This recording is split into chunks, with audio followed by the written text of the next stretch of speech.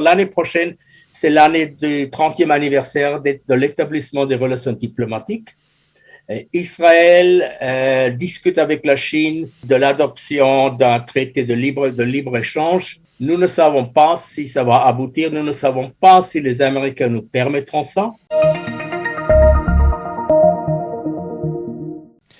Bonjour et shalom, Richard Darmon au micro du studio Kalita pour notre magazine hebdomadaire d'analyse géopolitique intitulé Israël dans sa région, Israël au cœur du Moyen-Orient. Eh bien, nous faisons le point cette semaine sur les relations bilatérales entre la Chine et Israël qui se sont beaucoup développées depuis 3 décennies, mais qui semblent traverser plus ou moins depuis 2 ans une mini-crise passagère due à des facteurs extérieurs d'ailleurs, voire planétaires. Avec nous pour aborder ce dossier, Shalom Wald. Bonjour Shalom Wald. Bonjour.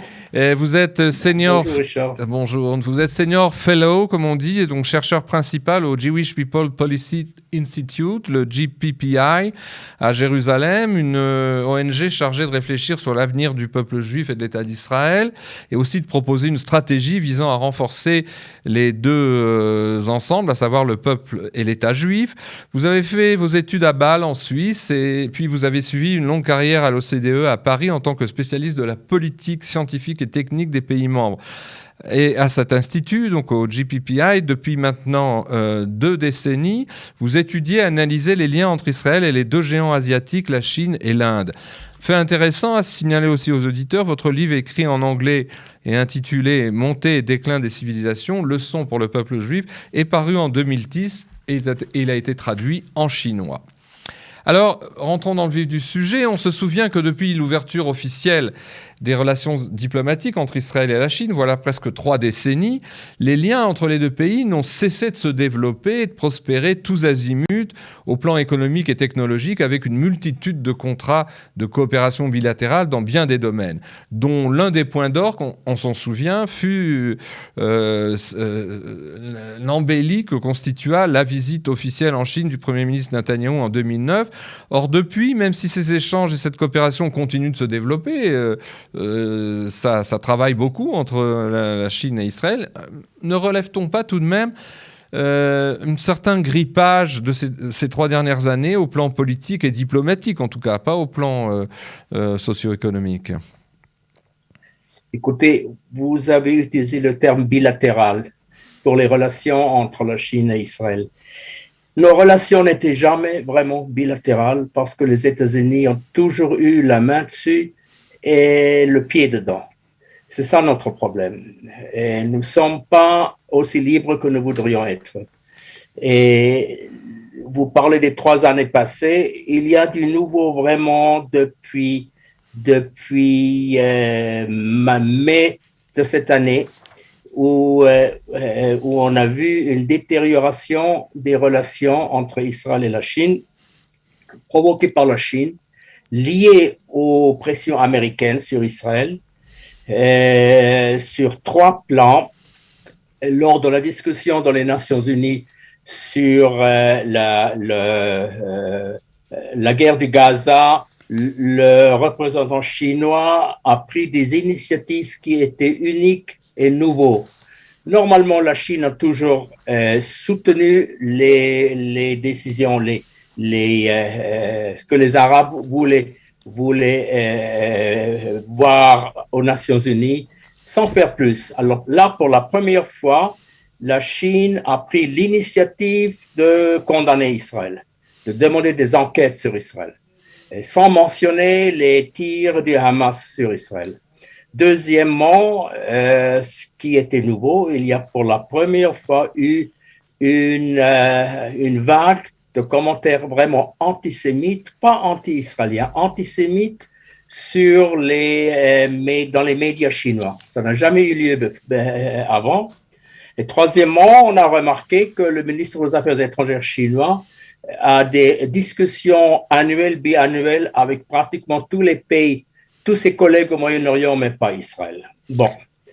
Je ne vais pas être trop pessimiste parce que soudainement, il y a 2 semaines, le président de la Chine, M. Xi Jinping, a appelé notre président pour avoir une discussion amicale. Il y a donc là un déséquilibrage. Nous ne savons pas où ça va aller. Il est sûr que dans l'année prochaine, il y aura des décisions à prendre. L'année prochaine, c'est l'année du 30e anniversaire de l'établissement des relations diplomatiques. Israël discute avec la Chine de l'adoption d'un traité de libre-échange, Free Trade Area. Nous ne savons pas si ça va aboutir. Nous ne savons pas si les Américains nous permettront ça. Deuxièmement, la Chine veut renouveler le contrat qu'elle a signé avec Israël sur la coopération en innovation. Nous avons accordé à la Chine un traité d'innovation où nous aidons la Chine de développer l'innovation dans les secteurs non militaires, médical, agriculture, etc., etc. Est-ce que nous serions autorisés plus ou moins de faire ça ou est-ce que les États-Unis vont intervenir encore une fois? Malheureusement, nous ne sommes pas libres parce que tout est lié aujourd'hui. Nos relations avec la Chine, l'intervention américaine sont aussi dépendantes de la situation iranienne. Alors, si aussi longtemps qu'Israël a l'espoir de pouvoir influer sur la politique américaine dans un sens plus agressif envers l'Iran, nous ne pouvons pas nous permettre de provoquer les Américains sur le plan chinois. Alors, nous ne savons pas du tout où ça va, où les relations vont. Nous ne connaissons pas les vraies intentions des États-Unis. Vous voyez, tout est un peu lié. Oui, mais il n'y a aucun facteur qui à l'extérieur, même l'Inde, même les relations avec l'Inde sont influées par la situation entre l'Amérique, la Chine et Israël. Alors, sur un autre plan, pourtant, Israël est partie prenante du fameux projet gigantesque, projet chinois, des nouvelles routes de la soie qui se déploient, je le rappelle, sur 3 continents, l'Asie, l'Afrique, le sud de l'Europe, et ce, dans près de 55 pays différents, dont ceux du Moyen-Orient. Il y a quand même une présence, il y a une forte présence des entreprises, notamment dans le domaine des infrastructures, des entreprises chinoises en Israël, d'ailleurs, on y reviendra, qui ont causé les remontrances américaines. Donc, les Chinois sont très présents au niveau des investissements en Israël et ça va continuer. Les Chinois sont présents, je ne dirais pas très présents. Il est vrai que pour Israël, les investissements chinois dans l'infrastructure sont essentiels. La Chine nous a permis d'économiser des milliards de dollars. Nous n'avons pas eu d'autres moyens ni d'autres soutiens pour bâtir le port de Haïfa, ni pour faire les autres structures, les autres investissements. Et nous voudrions bien continuer, mais c'est là où la pression américaine est le plus forte. Sur le plan du commerce direct, il n'y a pas grand-chose à raconter. Les relations commerciales sont correctes, pas exubérantes, il ne faut pas être exubérant. Ils ne montent pas, les exportations israéliennes vers la Chine stagnent. Même une petite réduction cette année, mais sur le plan de l'infrastructure, là, nous voudrions que la Chine participe et les Américains essaient de nous en empêcher. Alors justement, avec des justifications qui ne sont pas crédibles. C'est cela. Pour moi.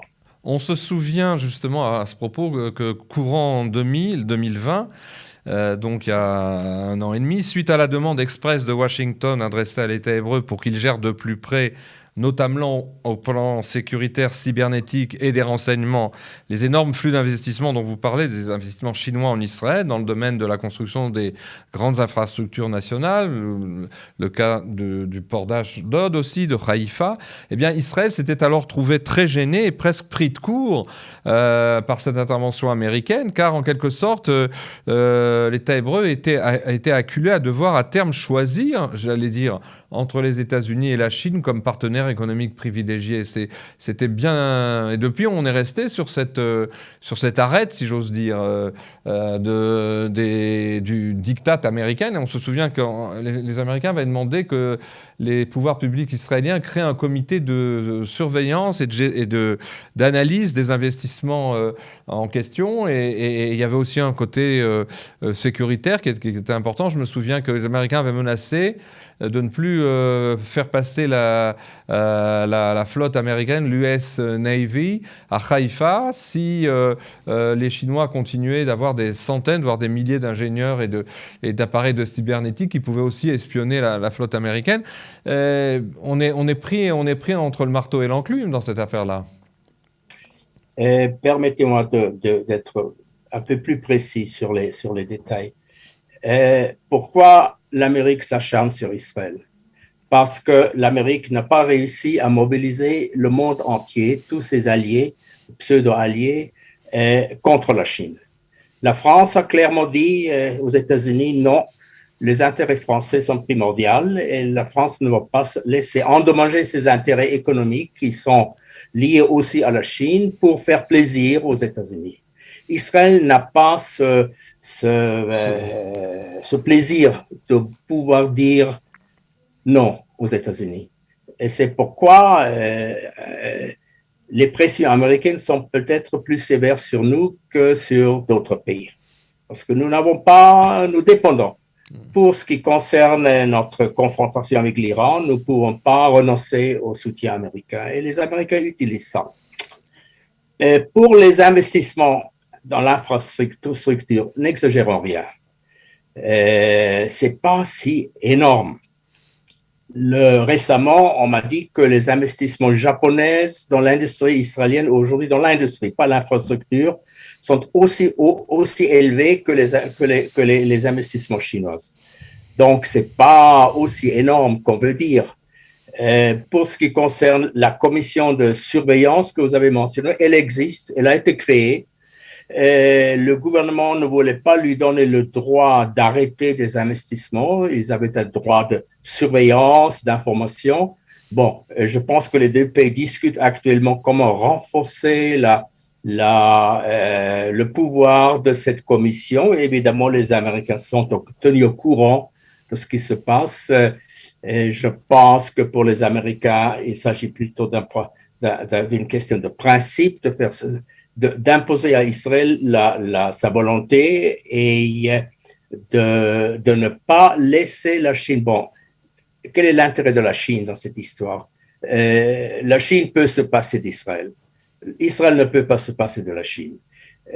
Si, Chas v'Shalom, Israël disparaît d'un jour à l'autre, vous ne verrez rien dans les calculs économiques chinois. Ça n'apparaîtra même pas. Mais la Chine voulait montrer à travers Israël que même les alliés les plus fidèles, les plus proches des États-Unis peuvent toujours avoir de très bonnes relations avec les États-Unis. Les États-Unis ne voulaient pas admettre ça. Absolument. C'était ça le jeu. C'est intéressant. L'intérêt de la Chine en Israël est, entre autres, il y a plusieurs intérêts, mais entre autres, était de pouvoir. Les Chinois n'ont jamais demandé à Israël de rompre avec les États-Unis. Les Chinois ont toujours dit que indirectement, discrètement, nous comprenons votre situation, nous connaissons vos angoisses, nous ne vous demandons pas de rompre avec les États-Unis. Nous ne pouvons pas remplacer les États-Unis dans votre défense. Mais montrez quand même que même un allié aussi proche n'est pas obligé d'être ennemi de la Chine. Et c'est ça ce que les Américains ne voulaient pas admettre. Vous voyez? Vous ne trouverez ça dit nulle part dans les déclarations américaines. Mais c'est ça le fond du débat, des controverses. Alors justement, du point de vue des Chinois, cette fois, est-ce que ce ne sont pas justement leur visée grandiose, j'évoquais tout à l'heure les nouvelles routes de la soie, et leur intention de jouer un rôle stratégique et diplomatique au Moyen-Orient, en Méditerranée orientale, aux côtés ou parallèlement à la présence russe. Est-ce que c'est pas aussi ce déploiement géopolitique et d'infrastructures considérables de la Chine qui serait aussi à l'origine du grippage un peu de ces relations. Vous avez parlé à juste titre du facteur américain qui est prédominant, mais est-ce qu'il n'y a pas aussi, du point de vue des Chinois, leur propre stratégie, y compris au Moyen-Orient, puisqu'ils ont ouvert une base militaire à Djibouti, et il y a quand même, ils ont une autre stratégie que les Russes, mais il y a aussi l'élément géopolitique stratégique. Absolument. Mais la Chine n'a pas besoin d'Israël pour s'implanter au Moyen-Orient. La Chine est en train de s'implanter partout. La Chine finance une nouvelle capitale en Égypte, des milliards de dollars. Mm-hmm. La Chine est en Syrie. Selon certaines informations, il y a des troupes chinoises en Syrie parce qu'il y a encore des terroristes ouïghours dans le nord de la Syrie.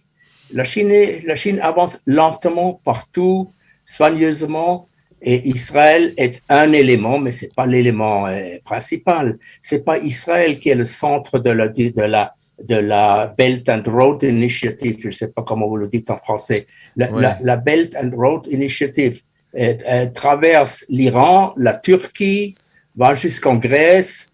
La corne de l'Afrique, et la corne de l'Afrique aussi. Oui, mais bon, Israël peut être partie, mais c'est pas une partie essentielle de cette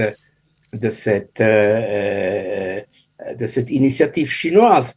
Si les Chinois avaient joint les accords d'Abraham, là, ils auraient pu jouer un rôle beaucoup plus important. Mais les Chinois étaient très discrets. Mm-hmm. Les Chinois n'ont pas approuvé, n'ont pas contredit les accords d'Abraham, mais n'ont pas contredit, n'ont pas approuvé, pas non plus. Et la Chine n'a pas offert de financer des chemins de fer ou des trains etc. à travers du Golfe vers Israël. Ouais. Ils auraient pu faire ça, ils ne l'ont pas fait.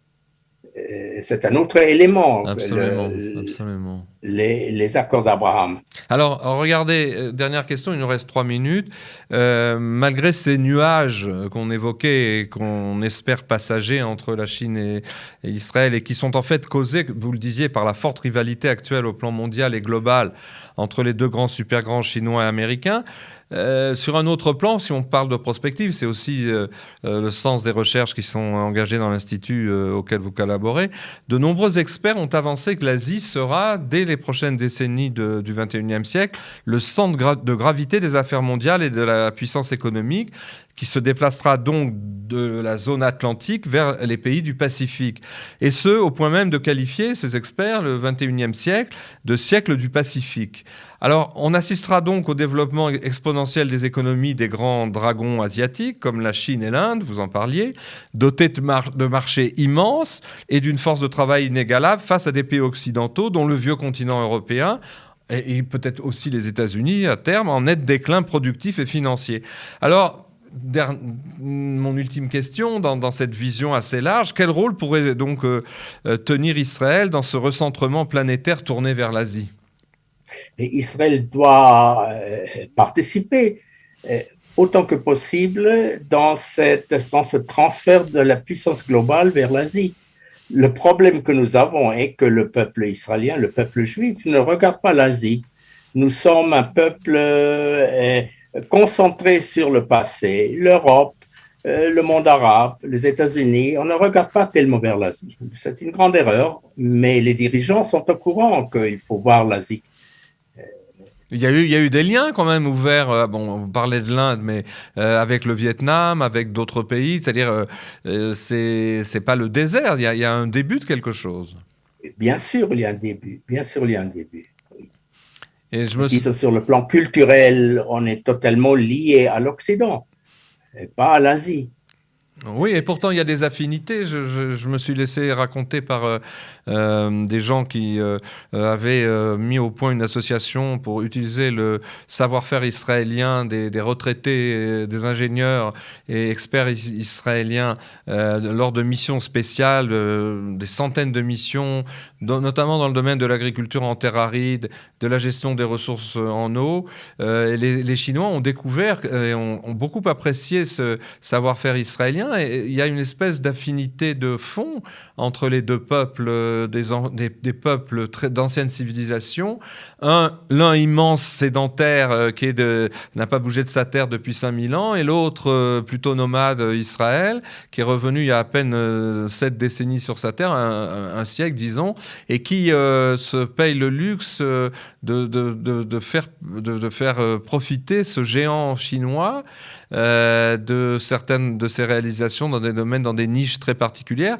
Il y a une admiration tout de même, peut-être au niveau des élites, mais entre les deux peuples. Oui, sans aucun doute, sans aucun doute. Et ça, il faut préserver, il faut garder. Les élites qui lisent 300 millions de Chinois ont une attitude positive envers les Juifs et les Israéliens, c'est vrai. Mais ça ne change pas la politique chinoise qui doit faire attention aux facteurs musulmans qui se présentent sur beaucoup de plans, les voisins, les musulmans à l'intérieur de la Chine, les Nations Unies, Bien le sûr. pétrole du Moyen-Orient, etc., etc. Mais vous avez parfaitement raison, je ne suis pas négatif. Je crois à l'importance de l'Asie et je regrette que notre peuple ne pense pas de cette façon-là. Absolument. Eh bien, écoutez, Shalom World, merci beaucoup. Bonne semaine. Merci. À bientôt. Kol Tov. Merci du temps que vous nous avez accordé. Merci aussi aux auditeurs de nous avoir écoutés.